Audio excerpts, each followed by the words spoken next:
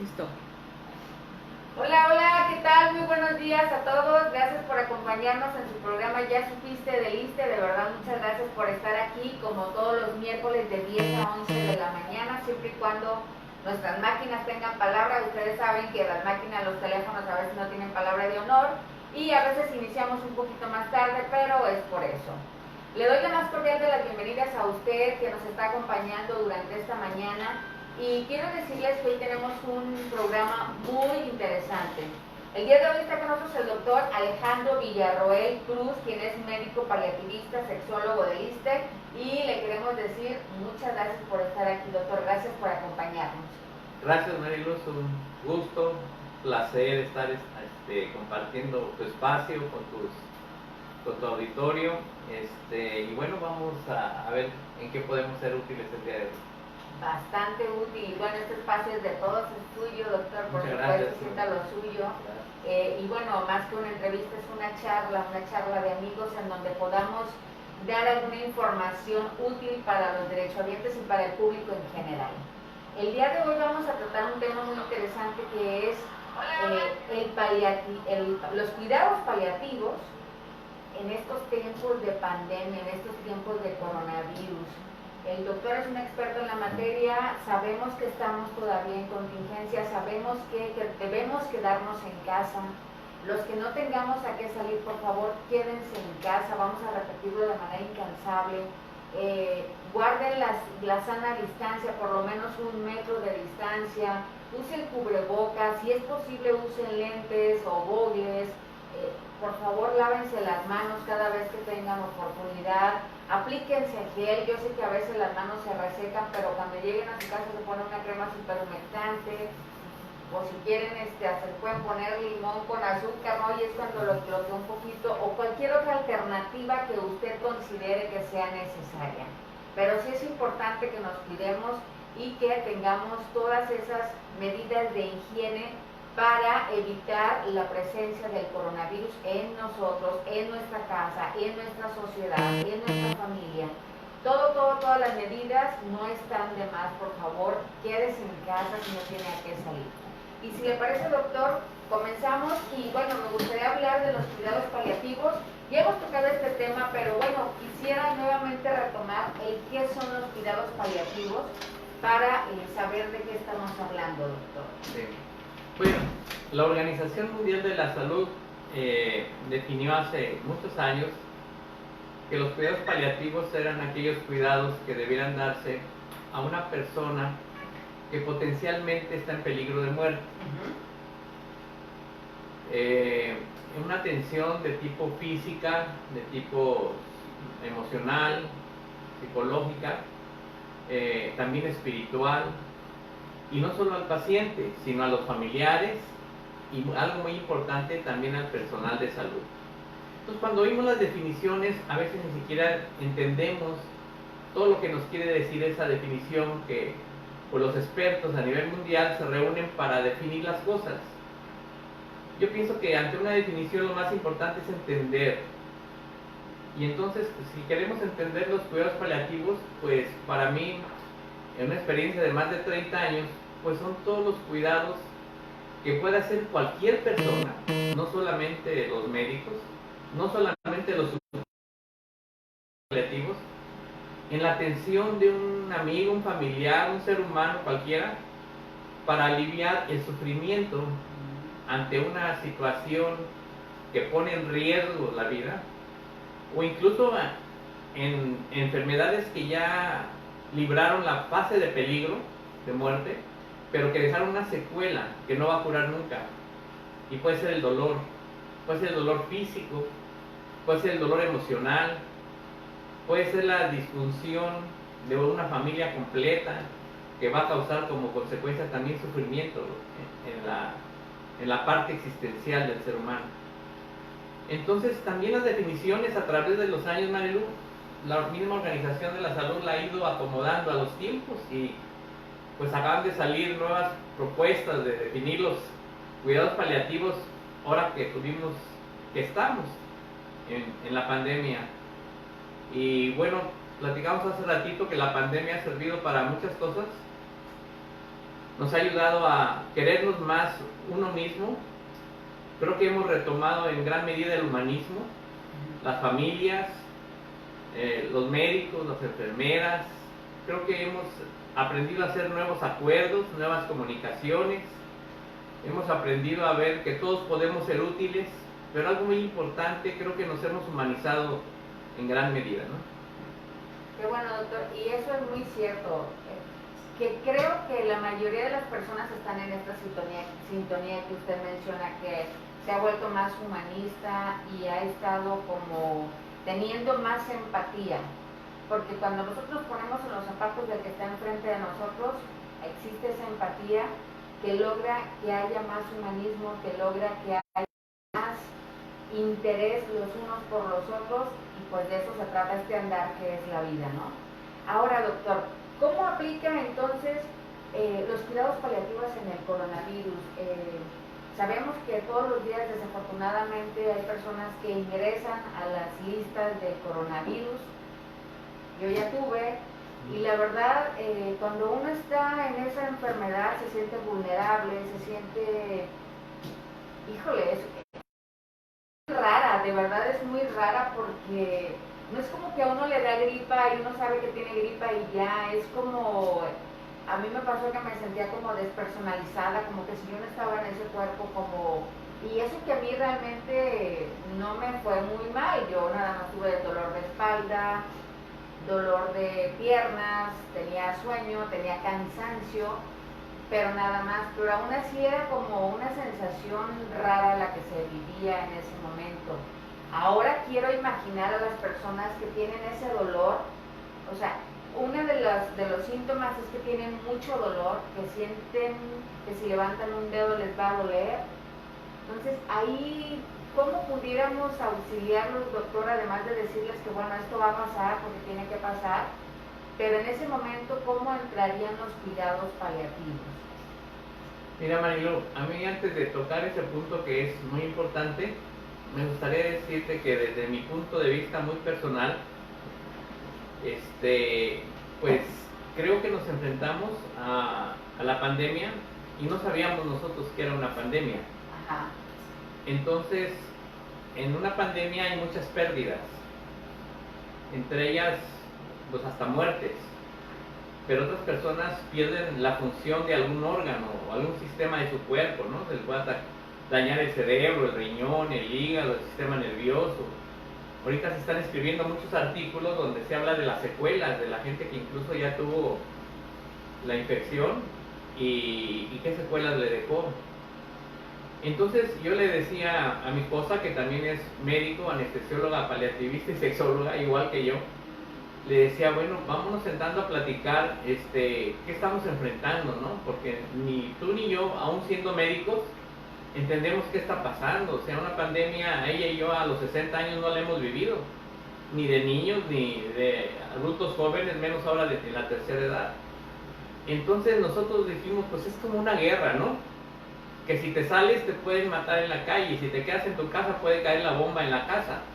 Y bueno, hemos visto cómo muchos profesionales de la salud que se han ido por los riesgos que tienen ya de algunas enfermedades, como diabéticos, hipertensos, con problemas pulmonares, se les dio permiso de irse a casa, pues se infectaron muchos profesionales de la salud en su casa, a veces más que ni los que estuvieron al frente de los hospitales, ¿no?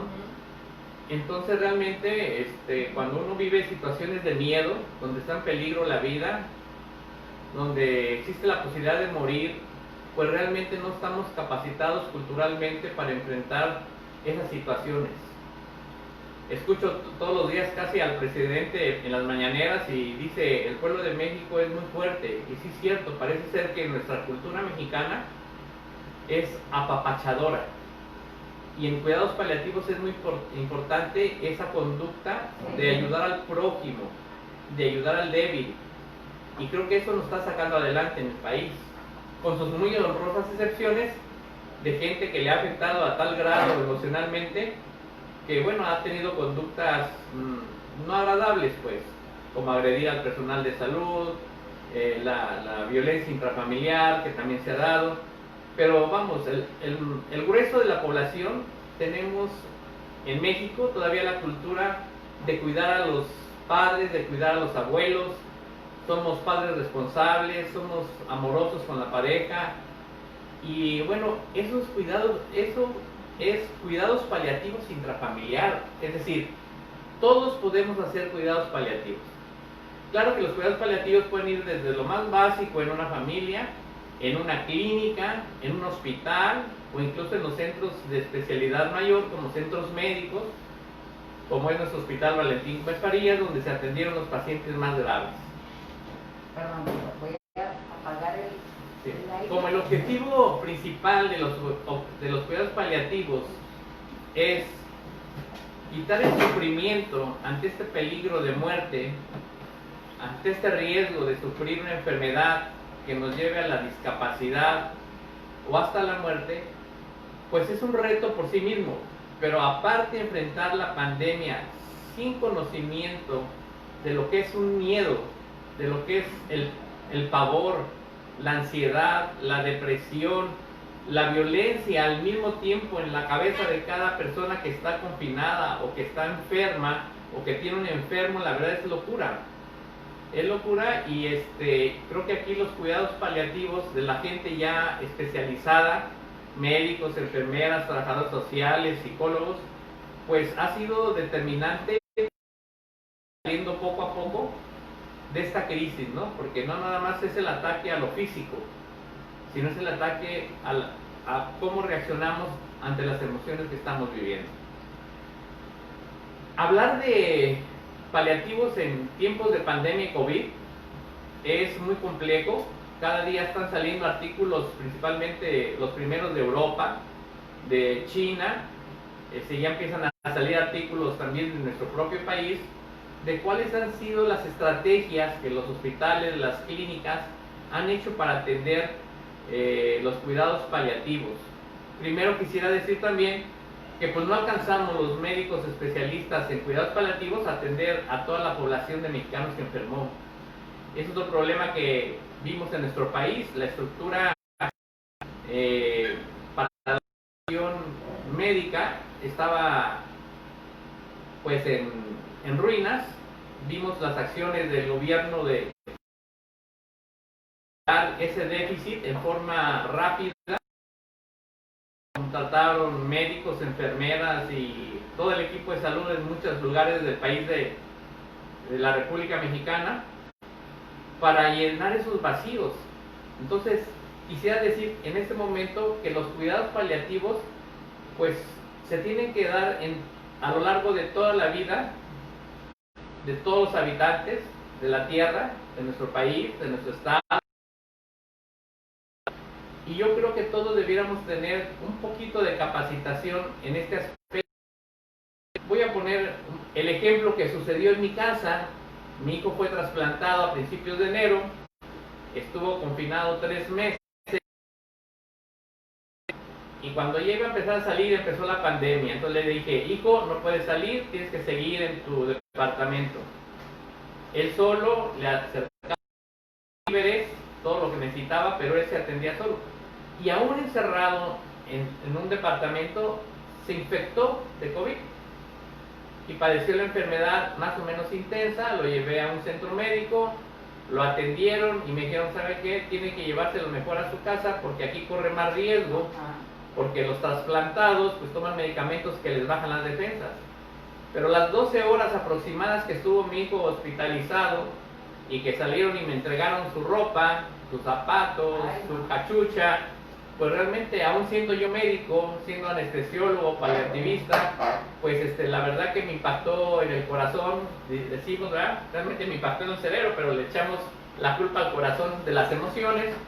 Y yo me pregunté, bueno, mi hijo está grave, está delicado, ¿cómo está? Porque el sistema de salud no estábamos preparados para ese tipo de eventos.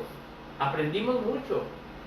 Se hizo mucho para atender de la mejor manera, de la manera más amorosa a todos los pacientes, pero no teníamos todos los recursos y todas las capacidades y todos los entrenamientos para atender todo tipo de afección de los pacientes. Casi se iban a lo físico, o sea, había que salvar el pulmón, que es lo que más se daña, había que atender la oxigenación, había que atender la temperatura, que no se añadieran nuevas infecciones, pero luego la parte emocional de la enfermedad, pues todavía tenemos menos profesionales de la salud que se dedican a eso.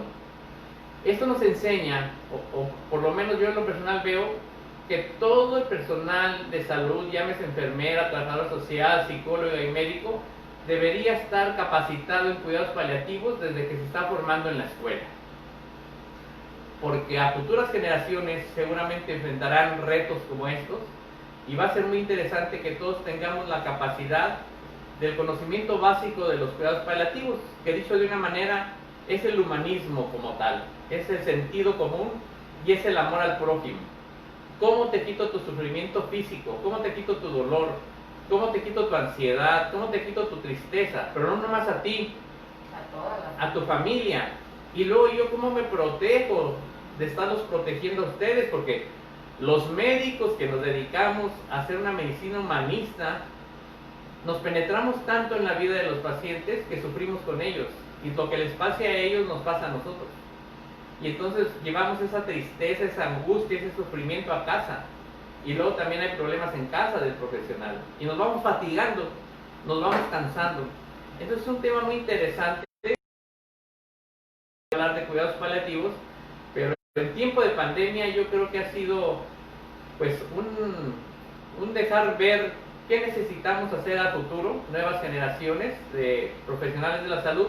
Pero algo muy importante a la población también tiene que estar más enterada a través de medios creíbles, científicos, médicos, ¿verdad?, con respaldo de qué es la vida, qué es la muerte. Tenemos que resignificar las pérdidas, porque no solamente nos mata el COVID, nos puede matar dormidos, nos pica un mosco y nos transmite dengue, ¿no? Y nos puede matar el dengue. O podemos salir a la calle y nos atropella un coche y nos morimos. Y la verdad es que la cultura de la muerte en nuestro país, con excepción de algunas regiones más tradicionales, que incluso veneran a la muerte, nosotros le tenemos miedo a la muerte. Y debiéramos entender como cultura, población mexicana, que la muerte es un fenómeno natural y que nos va a tocar a todos. Y que puede ser que le toque al que salió a la calle o al que se quedó en casa. Claro, debemos tomar las medidas que ya mencionó Marilu para protegernos y proteger a los demás, pero aún el que se está protegiendo por alguna circunstancia X, como el caso de mi hijo que les platiqué, pues aún estando en su casa y viviendo solo y teniendo muchos cuidados de cómo penetrar su comida, todas las cosas que necesitaba para vivir, pues se enfermó. Y la verdad que estuvo en una situación muy delicada, pero no era candidato para estar al hospital. Entonces, la gente tiene que entender los protocolos de los médicos. No todo paciente que tiene COVID se le tiene que hacer prueba. Síntomas, se le tiene que hacer prueba. Hay unos pacientes que tienen síntomas tan leves que con puro reposo en casa unos días mejoran. Los pacientes síntomas como dificultad para respirar, cefalea, dolor de cabeza, fiebre, pues, y que le está bajando su oxigenación a nivel de la sangre, pues eso sí se tienen que hacer la prueba y algunos se tendrán que hospitalizar. Mi hijo que tiene pastillas que le bajan las defensas para que no rechace el riñón, pues me convino más cuidarlo en casa que cuidarlo en un hospital. Entonces necesitamos cultura, necesitamos educación, primero la población en general, después los profesionales de la salud y también esas autoridades administrativas y gubernamentales para entender este tipo de fenómenos. El ser humano nace, crece, a veces se reproduce y siempre nos morimos, ¿no? Algo que tenemos seguro en la vida es morir, aprender a aceptar las derrotas ante la lucha entre la vida y la muerte. Eso nos cuesta mucho trabajo a los mexicanos y creo que eso es lo que nos ha dado más sufrimiento. Creo que todos hemos enfrentado en casa enfermos, desde delicados, moderados, severos, y hay casos hasta donde tristemente la gente perdió la vida, ¿no? Doctor, ese punto que usted está mencionando tan importante, que es justamente enfrentar ese proceso, porque si bien es cierto que nuestra cultura es muy diferente a la de muchos países, porque nos reímos de la muerte, veneramos prácticamente a la muerte cuando estamos haciendo la catequesis, darle un reconocimiento diferente a lo que otros países hacen con la muerte. Que yo hablaba alguna vez con creo que era un suizo, si mal no recuerdo, y él decía, es que no entienden de la muerte, le están venerando. Digo, bueno, eso es parte de la cultura, de los usos y costumbres de nuestro pueblo, ¿no? Pero cuando ya estamos en una situación inmersa en donde vemos de cerca o de medio lejos la muerte, a veces nuestro comportamiento no corresponde a cuando nos estamos riendo de la muerte, ¿no? ¿Cómo podemos nosotros conocer o buscar herramientas o apoyo en donde nos haga más fácil digerir una tragedia o incluso ya la propia muerte? Fíjate, Marilu, que por cuestión también de la pandemia, todos los métodos de comunicación electrónicos, cibernéticos, pues se desarrollaron, y entonces ahorita podemos encontrar muchos cursos, tanto para la población de personal de la salud como para la población en general, donde se habla del aspecto tanatológico, qué es la muerte, cómo la debemos explicar, cómo debemos aceptar la pérdida. Acuérdense que cuando nosotros tenemos una pérdida, no digamos de un ser amado, sino la ¿qué es lo primero que pasa? Pues primero es, no es cierto, no puede ser, no la puede perder. La negación, yo la traía en la mano, ¿no? Y después ya que decimos, bueno, ya la perdí, el coraje, soy un tonto, pero si la guardé en la bolsa. Y después, si es posible, pues le echamos la culpa a otra persona, ¿no?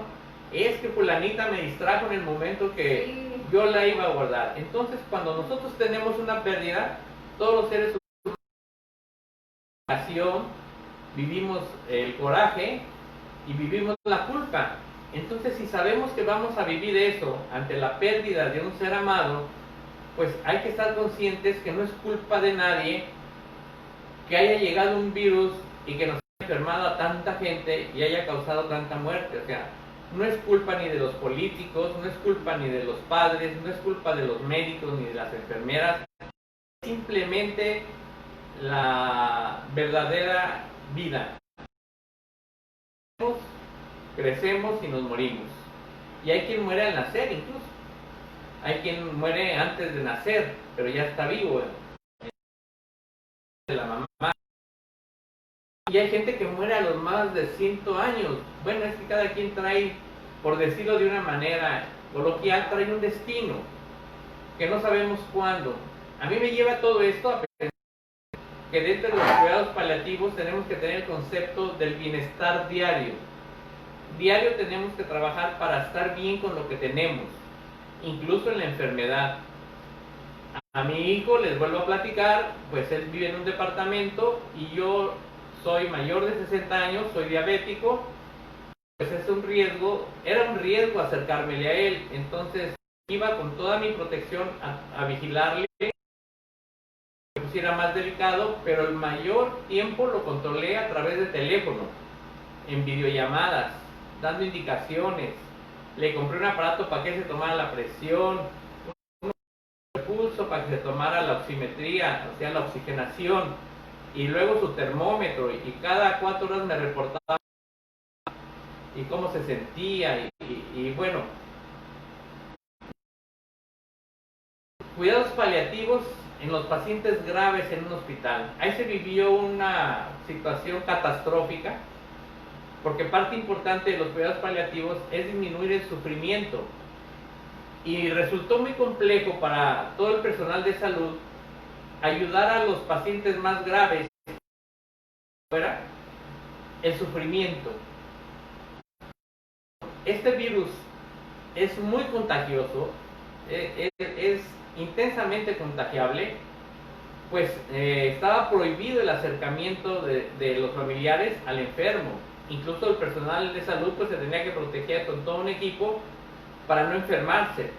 Pero entonces eso evitó la comunicación del amor, del apoyo de la familia a los pacientes. Entonces sufría tanto el que estaba dentro como el que estaba afuera, ¿no? Y volviendo al ejemplo de mi hijo, dice, oye papá, las 12 horas que estuve adentro, yo no sufrí por mí, sufrí por ti pensando qué estabas pensando que me estaba pasando. Y le digo, ay hijo, yo no sufrí por mí, yo sufrí por ti porque no sabía qué te estaban haciendo. Y bueno, soy médico, estoy jubilado en el Seguro Social, estoy jubilado en el nuevo Hospital Civil, más de 30 años de trabajar en lo privado, como paliativista, como anestesiólogo, como sexólogo, y con toda esa experiencia sufrí y bueno, mi hijo estuvo en un término medio de la enfermedad y la falta de comunicación parece ser que nos afectó mucho y culpamos al sector salud, pero realmente el sector salud no tuvo la culpa de la pandemia. Es una cosa circunstancial, como si ahorita nos dijeran mañana empieza la tercera guerra mundial, pues no estamos preparados para una tercera guerra mundial. Es más, en México, esta generación actual no sabemos qué es una guerra. Hemos vivido las consecuencias del narcotráfico y de las bandas de narcos, pero no hemos vivido realmente una guerra militarizada, ¿no? Pues la pandemia resultó así. ¿Qué pasa cuando existen situaciones como de guerra o de pandemias? La inteligencia del ser humano se echa a andar, empezamos a improvisar cosas, empezamos a hacer nuevas formas de atender a los pacientes, a los enfermos, a tratar de evitar su sufrimiento físico, a tratar de evitar su sufrimiento emocional. Hubo hospitales que se les ingeniaron con tablets, cuando la gente tenía la posibilidad de que a través de una tablet vieran a su familiar, el envío de cartas, y bueno, cuando viene la parte más dolorosa de esta pandemia, que es la muerte, pues incluso la gente tenía que entregarse y hacer un procedimiento. Pues, en muchos de los casos no pudo ser de tipo visual, verbal y de tentar a mi ser amado que se está yendo, que muchas veces eso alivia mucho el dolor existencial. Bueno, inventaron muchas estrategias, yo realmente felicito al personal de todas las instituciones, inventaron mil cosas, inventaron tomarle una foto y ponerle un pensamiento bonito a la familia para que la familia llorara ante esa imagen. Tomaron el trazo del electrocardiograma en el último momento de que perdió la vida y le decían, miren, y lo enmarcaban y la verdad que es sorprendente porque mucha familia se sintió aliviada con todo ese tipo que el personal de salud inventó porque no existían protocolos de ese tipo. Realmente fue todo un reto que el personal de salud hiciera, no solamente para aliviar la parte física, sino la parte emocional.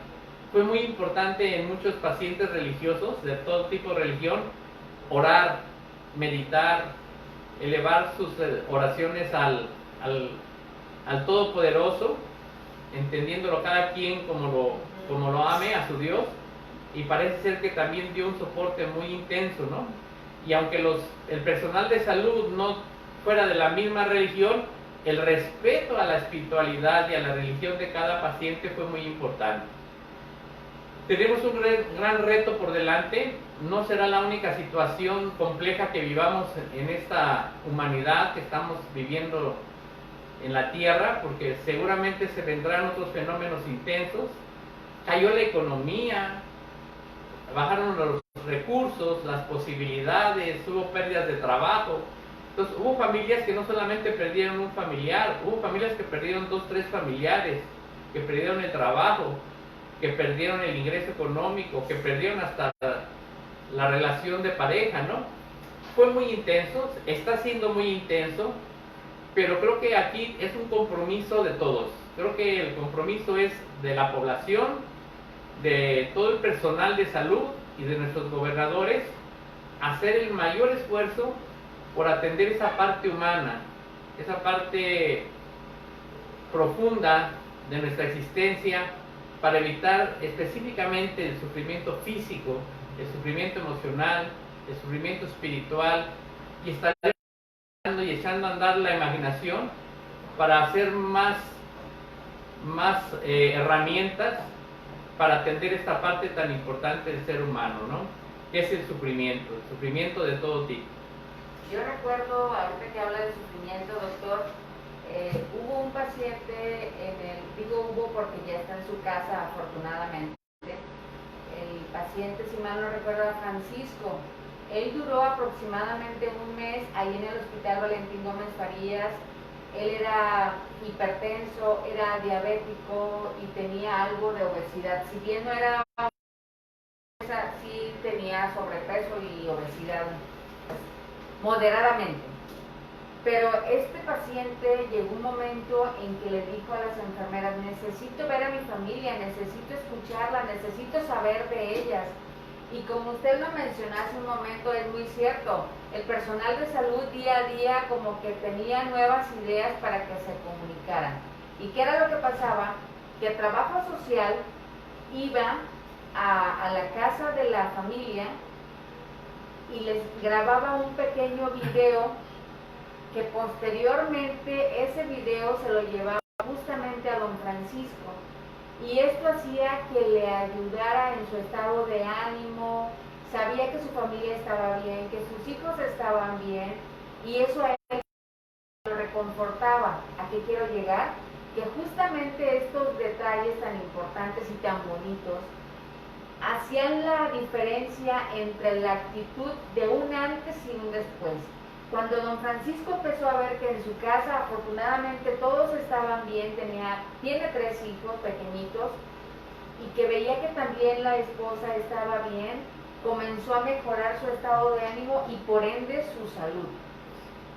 Después de unos días de que le estaban haciendo eso todos los días, al principio era el video tomado, después la familia misma se tomaba un video y se grababa algunos mensajes que luego, que posteriormente se le mandaban vía WhatsApp a la enfermera o a la trabajadora social, y esta trabajadora social todos los días iba con don Francisco a darles esos alientos, a darles esos mensajes de aliento, porque grababan un día a un niño que les decía: papá, te quiero mucho, sé muy fuerte, te vas a poner muy bien, te esperamos aquí en tu casa, queremos comer contigo. Me tocó escuchar 2, 3 mensajes que la verdad, cuando uno lo oye, híjole, no hay palabras como para decir lo que se siente. Entonces ya me imaginaba yo que era lo que sentía don Francisco, y que fue un aliciente para que se pusiera pues mejor, ¿no? Al grado de que a los días de que empezaron a llevarle todos los días ese mensaje, se puso muy bien, se recuperó y salió de su casa. Yo creo que me preguntaban mis alumnos, tuve alumnos a lo largo de 29 años en la formación de paliativos, cuidados paliativos, y me decían: ¿qué es lo más importante de los cuidados paliativos, doctor? Y yo le decía: bueno, pues como lo dice la Organización Mundial de la Salud, pues es evitar el sufrimiento. Pero te podría decir cuáles son mis 2 herramientas más intensas, más fuertes. Yo creo que es el amor al prójimo y en gran medida el sentido común. A veces los paliativos, aunque tienen su parte científica de protocolos de manejo, yo creo que el sentido común basado en el amor al prójimo, sea familiar o sea paciente, es lo que nos permite que nuestra inteligencia haga recursos para evitar. Hay quien inventó cómo acomodar al paciente en cama, cómo acomodarlo sentado, cómo acercarle los alimentos, cómo cuidar la higiene, cómo cuidar la entrada a la casa. Inventamos muchas cosas, ¿no? Creo que el gobierno federal nos sigue dando instrucciones diarias por la tarde. Es importante escuchar fuentes que están al pendiente de la población. Hay que cuidarnos mucho de la desinformación o del uso del sufrimiento humano, que se me hace muy ruin, para darle tintes políticos. Eso es bajeza, porque ante el sufrimiento humano no se debe utilizar para hacer politiquería. Pero yo voy a una parte importante. En México tuvimos una población de alto riesgo por nuestras costumbres de las últimas décadas, no sé, 3, 4, 5 décadas. Nos convertimos en el país con más obesos, junto con Estados Unidos. con mayor número de diabetes de adultos, mayor número de diabetes en niños, seguimos fumando. ¿Qué es lo triste de esto? Un llamado a la población, un llamado también cariñoso, amoroso. Debemos autocuidarnos.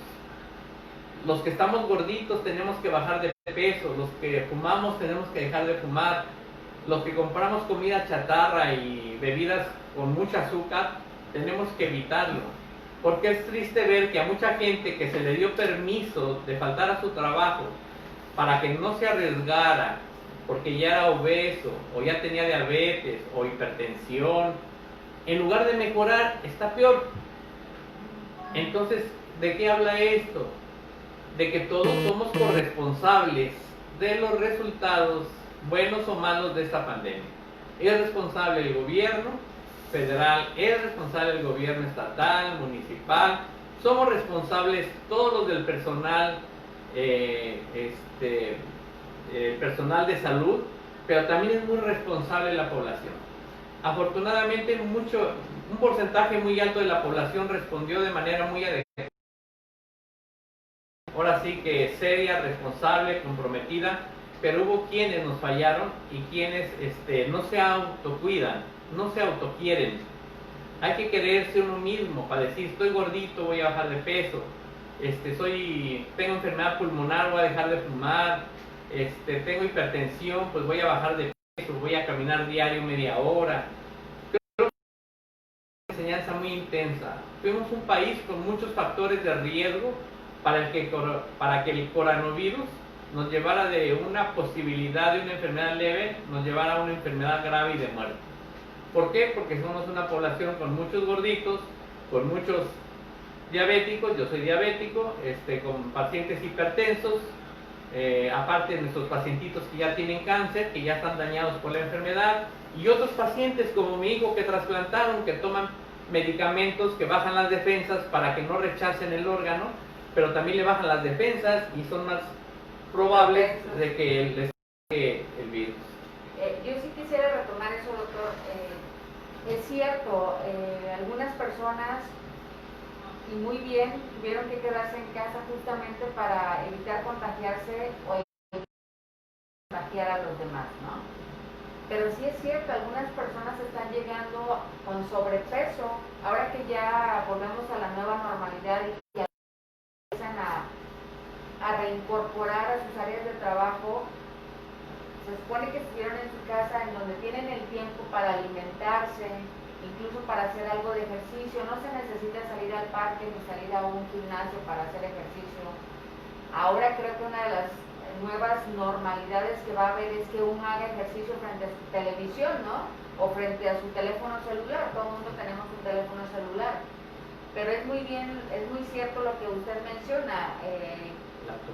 El autocuidado es súper importante, y desafortunadamente durante esta pandemia creo yo, que no se le dio esa importancia, quizás porque es algo nuevo para nosotros y porque quizás todavía no hemos resignificado exactamente lo que nos viene a traer esta pandemia.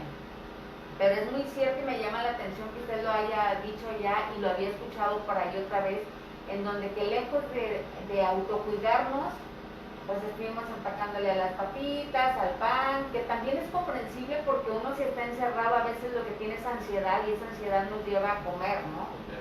Pero creo que es buen momento para reflexionar en que, bueno, si estamos en casa, pues hagamos lo propio y tratemos de alimentarnos lo mejor posible, porque no sabemos cuáles virus vengan más adelante. Se oye muy feo decirlo, pero pues es muy probable, ¿no? Si ya empezamos con esto y sí, se nos ha salido un poco de las manos, o sobre todo, no de las manos, pero sí del conocimiento, a pesar de que todos los días hay estudios y de que se ha avanzado mucho en el conocimiento de este tema del coronavirus, pues no lo tenemos todo al 100% porque es algo nuevo, y así como esto hay nuevo, pues puede que en un futuro venga otro problema, virus. Ojalá nos libremos de sí. de situaciones de guerra o de otra pandemia. Por lo pronto hay que salir de esta, y hay que salir, aún con nuestras pérdidas que tengamos cada quien, pues hay que salir fortalecidos para seguir disfrutando la oportunidad de vida que tenemos, porque cada quien tiene una oportunidad de existir, y quienes se van antes que nosotros, pues es de alguna manera, como decíamos, entre comillas, así fue el destino, y los que seguimos vivos, pues creo que tenemos la tarea, primero, de amarnos a nosotros mismos, segundo, de autocuidarnos, y tercero, de ser más generosos y devolverle al prójimo todo lo que hemos recibido de ellos, ¿no? Yo en situaciones complejas de la enfermedad de mis hijos recibí mucho apoyo, recibí mucha amistad, recibí muchos apapachos, a distancia, pero apapachos, y eso fortalece mucho. Los cuidados paliativos es lo que buscan, evitar en forma general, dicho así, el sufrimiento físico, el sufrimiento psicológico, el sufrimiento espiritual del enfermo, de y de los trabajadores de la salud. Créanme que los trabajadores de la salud, cuando vemos tanto sufrimiento, llega un momento que nos llegamos a poner tan tristes y tan ansiosos que a veces podemos morir antes que los enfermos. Y se han dado muchos casos en la historia de los cuidados paliativos, no solamente en tiempos de pandemia. O sea, los paliativistas sufrimos mucho, tenemos que también hacer herramientas para no sufrir por todo lo que sufren nuestros pacientes. Se llama que hagamos una personalidad resiliente, o dicho de otra manera, una personalidad que sepamos absorber el sufrimiento de los demás, pero que sepamos darle una salida. Y como hemos hecho en lo personal, pues mis alumnos que tuve a través de muchos años, mi esposa que me ha acompañado en esta experiencia de paliativos, pues primero ser gente honesta, ser gente que se autoquiere, ser gente que está dispuesta a dar sin recibir, gente que esté actualizada médicamente, gente que de alguna manera ponga por encima del dinero valores como la amistad, la ayuda al prójimo, el amor a los demás, el servir de apoyo a la gente que incluso no sea de nuestra familia, y muy en especial y muy cariñosamente pues a todos nuestros pacientes que ven en nosotros una luz de posibilidad, una esperanza que a veces no es el alivio, pero sí es el estar bien el día que me toca vivir. Y les voy a platicar rápido una anécdota. Tuve en alguna ocasión una paciente doctora que tenía 3 cánceres, murió, pero antes de morir me dijo que si podía ser yo su padrino de muerte. Y entonces mi esposa y yo fuimos sus padrinos de muerte. ¿Qué significó esto? Ir a cenar a su casa y festejar que ella había vivido, había disfrutado y se despedía alegremente de este mundo. La verdad que a mí me impactó mucho, pero me dejó una enseñanza donde me ayudó a resignificar la muerte. Un día me va a alcanzar la muerte a mí, o va a alcanzar la muerte a un ser querido mío, y no por eso tengo que dejar de estar bien, a sentir dolor. Sí voy a llorar, pero me voy a levantar pronto para seguir disfrutando la oportunidad que Dios, la naturaleza, el Todopoderoso me dio a mí personalmente. Cada quien tenemos una oportunidad, cada quien tiene un boleto y cada quien lo utiliza como puede. Y a cada quien le va en forma diferente en esta existencia, y es algo que tenemos que aprender. No todos vamos a vivir muchos años, no todos vamos a librar la pandemia, no todo el mundo vamos a ser sanos por muchos años. Yo ya soy diabético, me he cuidado mucho los últimos 5 o 10 años, me quiero mucho.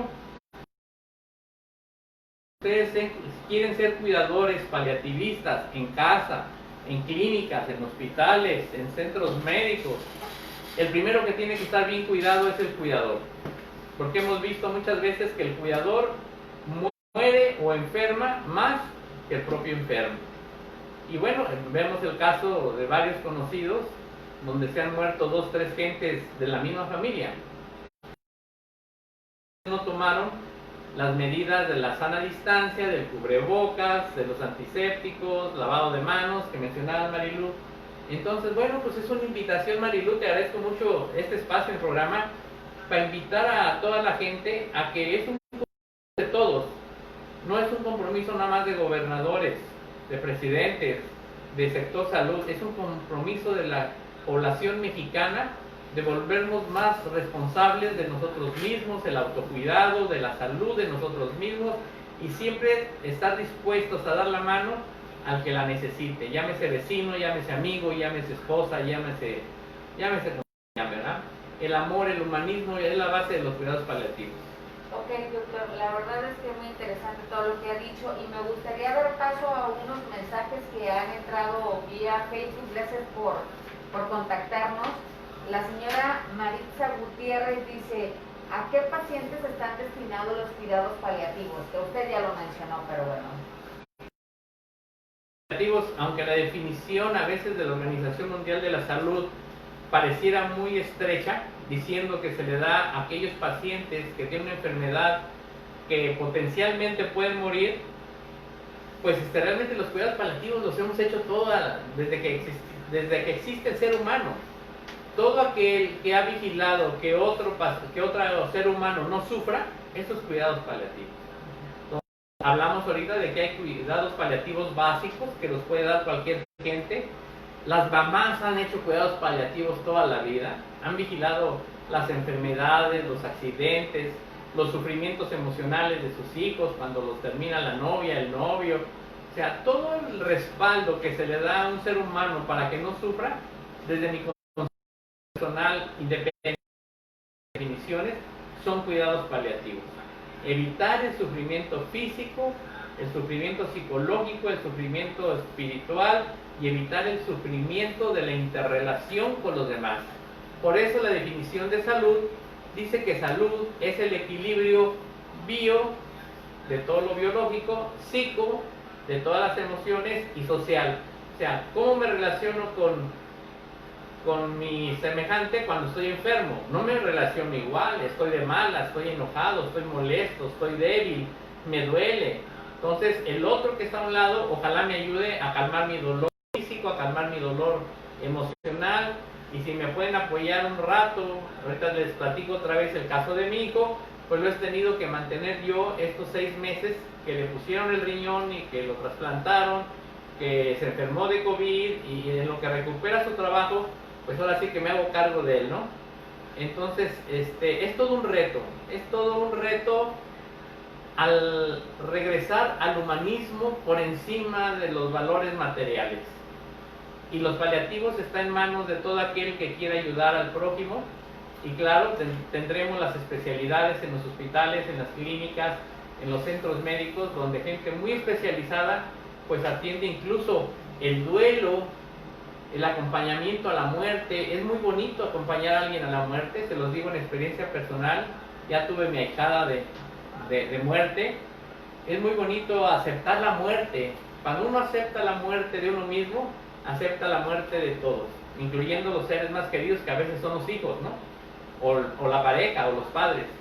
Yo tengo aceptada la muerte de todos mis seres queridos desde ahorita, para que el día que ocurra, pues sí, me va a doler, voy a llorar, pero voy a decir, los amé en vida. Por eso ahí me gusta un dicho que por ahí aparece el meme, ¿no? En vida, hermano, en vida. Todo. Y bueno, los cuidados paliativos se pueden dar desde la casa hasta los centros más especializados hospitalarios. En vida, hermano, en vida. Porque luego ahí anda llenando uno las culpas. ¿Cómo? No, pero dicen, no llenes de las flores. tumbas de flores, llena corazones de amores. Eso decía mi madre. Sí, qué bonito. Ok. ¿Cuáles son los profesionales que se ocupan de los cuidados paliativos? Esa es una pregunta de Clara Godínez. Sí. Mira, por muchos años, Marilu, yo tengo alrededor de 30 años en esta lucha de los cuidados paliativos, donde hemos conseguido, y digo hemos porque todos hemos participado a nivel México, de que se hiciera una ley de salud de cuidados paliativos para que se volviera obligación dar cuidados paliativos en los hospitales, que la pandemia nos sobrepasó en las terapias intensivas, en los servicios de urgencias, y en los cuidados paliativos no fue la excepción. El gobierno federal y estatal hicieron esfuerzos por llenar los huecos que traíamos arrastrando de administraciones pasadas, pero fue un esfuerzo que no alcanzó a resolver el 100% de las necesidades. Entonces, los cuidados paliativos, en especial, pues lo ideal sería que lo diera un especialista que sea capacitado en el área, porque los cuidados paliativos va desde simplemente dar agua hasta aplicar procedimientos y fármacos, por ejemplo, derivados de morfina o morfina para aliviar el dolor, asfixia que tuvieron muchos pacientes, se les atendió con morfina, ¿verdad? Que tenemos por lo menos desde el 2000, el año 2000, tenemos 20 años que en México tenemos morfina y muchos derivados de morfina, analgésicos potentes que alivian el dolor, que quitan la ansiedad, que quitan la sensación de asfixia. Bueno, se consiguieron a nivel nacional áreas COVID, oigo los reportes todos los días y siempre ha habido espacio para recibir más pacientes a nivel nacional. Supe de cómo se surgieron de ventiladores muchos hospitales de zonas distantes del país. Yo creo que todos hicimos un esfuerzo muy loable. Nosotros ahorita todos los días a las 12 estamos haciendo un minuto de silencio por la gente que perdimos y después un aplauso por la fortaleza de toda la gente que supo soportar su enfermedad, incluso hasta la muerte. Un aplauso a los familiares que nos apoyaron al sector salud en los cuidados paliativos en su casa, hicieron cuidados paliativos toda la casa, algunos bajo directrices de los médicos, y un aplauso a todo el sector salud que hizo su mejor esfuerzo, y muchos compañeros nuestros pues dejaron su vida también en esta lucha, ¿no? Yo le vuelvo a decir, yo viví esta pandemia como una guerra donde aunque estuvieras en una trinchera muy buena te podía caer una bomba, ¿verdad? Sí, literalmente. También tenemos otra pregunta de Anza Domínguez. ¿Cuándo un paciente puede empezar a recibir cuidados paliativos y cómo puede saber si necesita esos cuidados paliativos? Aunque la definición estricta dice que estos paliativos se da a un paciente con una enfermedad potencialmente mortal, pues para fines prácticos toda enfermedad es potencialmente mortal. Entonces yo pienso esta parte nuevamente, el humanismo, el sentido común, el deseo de dar a los demás lo que necesitan. Yo creo que los cuidados paliativos se pueden dar en todo lugar, en todo momento, por cualquier persona. Sí tenemos una responsabilidad del sector salud de hacer más educación, más cursos, más capacitaciones, desde básicas, para que la gente en casa, pero en mi experiencia de 30 años, yo vi que las mamás aprendían muy pronto cómo hacer paliativos con sus hijos con cáncer. Aprendí cómo ya después en adultos, después me fui al área de adultos, cómo el mismo adulto enfermo protegía a su familia, ¿no? Se preocupaba por su familia y su familia se preocupaba por él, y realmente la familia, como decía también el presidente de la República, ha sido determinante en esta pandemia porque es la prolongación, es el brazo largo de los médicos en casa, porque muchos pacientes que se infectaron les convenía más estar en casa. Incluso algunos que murieron, fue más bello morir en casa que morir en un hospital. Ok. María Rodríguez, ¿cuáles son generalmente los problemas de los que se ocupan los especialistas en cuidados paliativos? ¿Se aplican estos cuidados paliativos en la práctica? Sí, yo creo que ha sido una pregunta que concluye todo lo que hemos dicho. Yo creo que todos debemos estar capacitados en cuidados paliativos. Vamos, las mamás por naturaleza hacen cuidados paliativos siempre. Cada que se enferma un hijo, pues está en riesgo de morir por la enfermedad. No sabemos cuándo se va a complicar.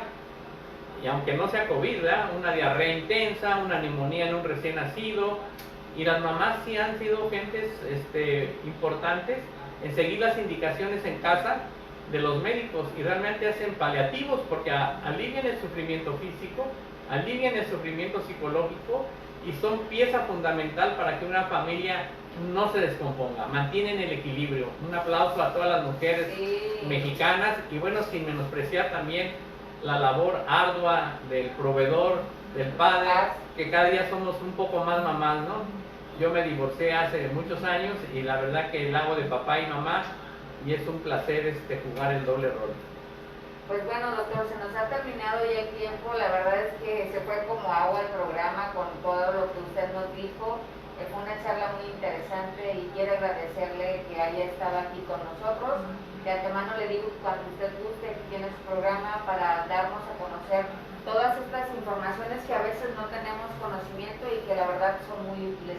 Algo que por último usted quiera mencionar, doctor. Bueno, por último, a lo mejor quisiera mencionar que pues mucha gente todavía no le cae bien la definición de paliativos, el concepto, y entonces hay que acudir a un especialista en paliativos.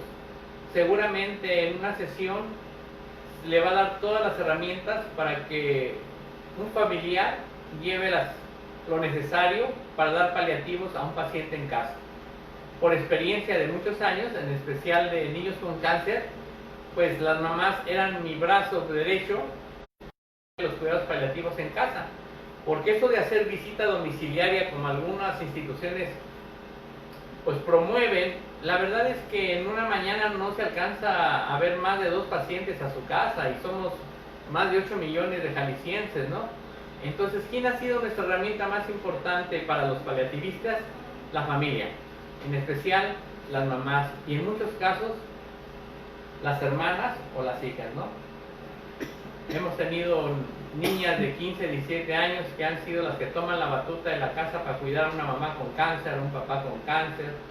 Y bueno, en esta pandemia, vivido en familia, mi experiencia en la familia, todos los nietos, todos los hijos, mi mamá en especial, pues estuvimos al pendiente de mi papá, otros me ayudaron a atender a mi hijo. Vamos saliendo todos de la enfermedad delicada. Quedan algunas secuelas físicas, debilidad, fatiga, no hay que exigirse mucho, quedan algunas consecuencias en algunos órganos como hígado, estómago, cerebro, pulmones, pero la vamos a ir recuperando. No tenemos la experiencia hasta dónde se dañan los sistemas del cuerpo ni hasta dónde se recuperen, pero la actitud y el autocuidado y el amor a sí mismo y hacia los demás va a ser determinante para salir adelante en esta guerra contra este virus. Híjole, pues me quedo con esto último que acaba de decir. La verdad no hay más que decir, esto último es lo más importante. La actitud cuenta mucho, la manera en que enfrentamos la vida, la manera en que nos amamos y amamos a los demás, y de que tenemos esa empatía y de que sabemos que podemos ayudar de tal o cual manera. La verdad, creo que este es un tiempo difícil y complicado para muchas personas y en muchos aspectos. Nos hemos vuelto quizás más vulnerables, pero al mismo tiempo hemos adquirido una fortaleza que nos ha salido quién sabe de dónde, pero que como el ave fénix a veces tenemos que resurgir. Y pues lo invitamos justamente a que haga un poco de reflexión en estos tiempos de pandemia, en estos tiempos en que realmente necesitamos saber en dónde estamos y a dónde vamos, a dónde queremos ir, independientemente de lo que ocurra a nuestro alrededor y que nos afecta de manera personal y familiar. Creo que cada persona debe de tener un rumbo y que a lo mejor con el trajín de la vida diaria no habíamos tenido la oportunidad de detenernos un poco y de repensar qué es lo que queremos lograr a un mediano, un corto y un largo plazo, porque a veces entre el tráfico, las cosas que se tienen que hacer, las actividades, etcétera, etcétera, no se cuenta ni con unos 5 minutos para detenerse a pensar qué quiero de mí, de mi vida, la de mi familia, de mi sociedad. Quizás suena un poco fuera de lugar, pero también ahí entra el medio ambiente, ¿no? A veces no nos damos cuenta de lo que estamos afectando al medio ambiente. Yo escuchaba el otro día que algunos de los arrecifes de algunos lugares del país y del mundo se estaban fortaleciendo justamente porque las personas dejaron de ir y de acabárselo, de impactarlo, de contaminarlo. Entonces suena como muy disperso, pero al mismo tiempo suena muy local porque todos estamos inmersos en un todo, ¿no? Entonces es importante como tener esa reflexión, ese pensamiento de saber como sociedad, como persona individual, qué podemos hacer por nosotros, por nuestra familia, por nuestra sociedad y por el mundo entero. Por eso digo que es algo local, pero al mismo tiempo es muy extenso. Y bueno, solamente me quedo con eso y pues le damos las gracias por habernos acompañado. Nos vemos el próximo miércoles y muchas gracias entonces. Hasta luego, hasta la próxima. Gracias. Gracias, doctor, por Gracias, acompañarnos. hermano.